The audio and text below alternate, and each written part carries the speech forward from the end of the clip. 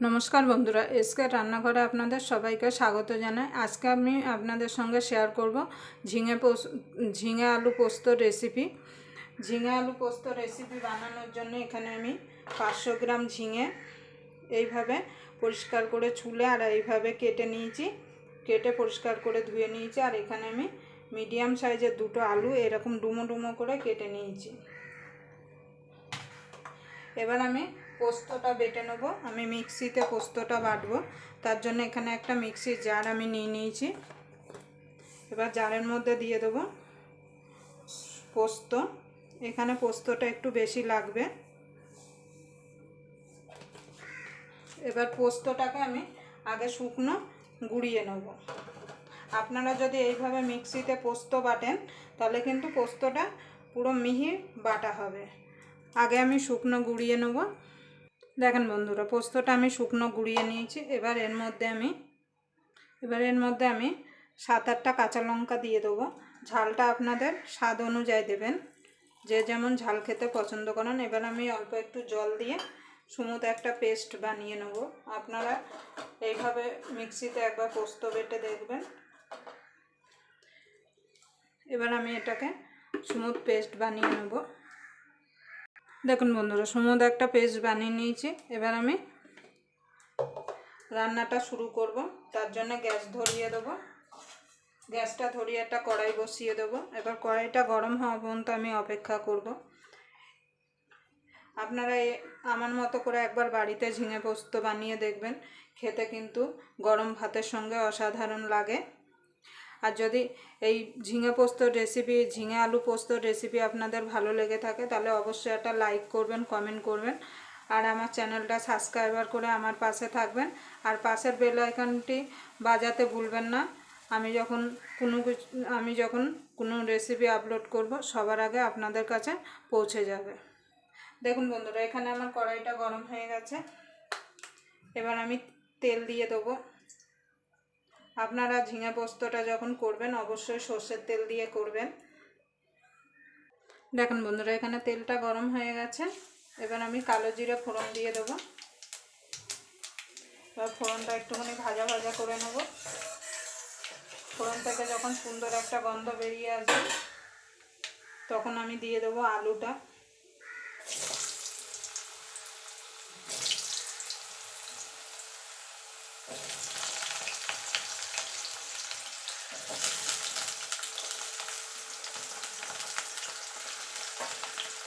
এবার আলুটাকে আমি একটু লাল লাল করে ভেজে নেব।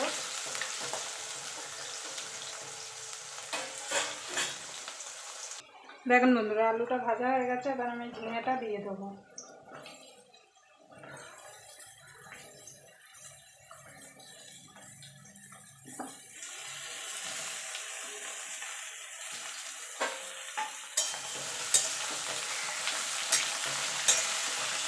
দিয়ে ঝিঙেটা একটু মিনিট খানেক আমি নাড়াচাড়া দিয়ে নেব।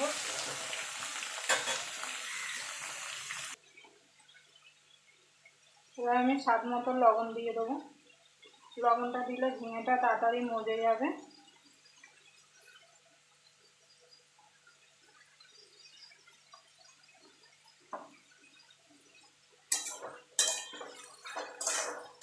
লবণটা দিয়ে আমি মিনিট খানেক ঝিঙেটাকে ঢাকা দিয়ে রান্না করে নেব।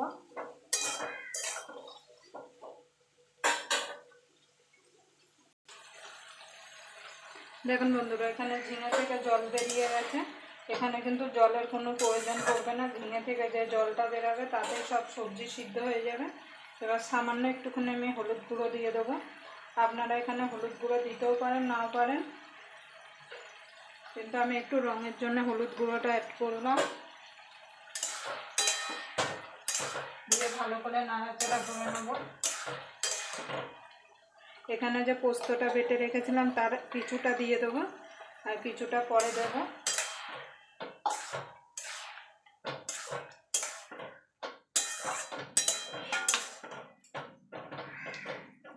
এবার ঢাকা দিয়ে আরও মিনিট 2 আমি রান্না করে নেব।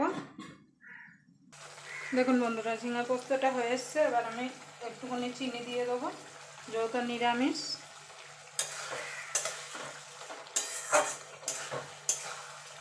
নিরামিষ রেসিপিতে একটু মিষ্টি দিলে খেতে ভালো লাগে। এবার আমি যে এখানে এক্সট্রা পোস্তটা ছিল সেটা দিয়ে দেবো।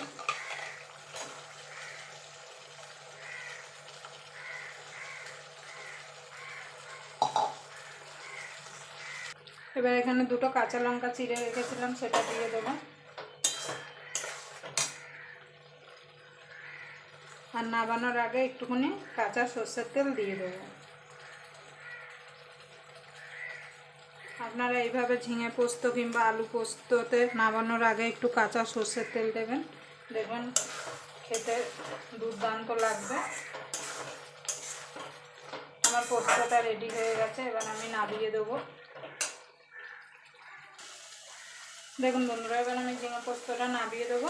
আবার আপনাদের সঙ্গে কোনো নতুন রেসিপি নিয়ে দেখা হবে। ততক্ষণ পর্যন্ত আপনারা ভালো থাকবেন, সুস্থ থাকবেন।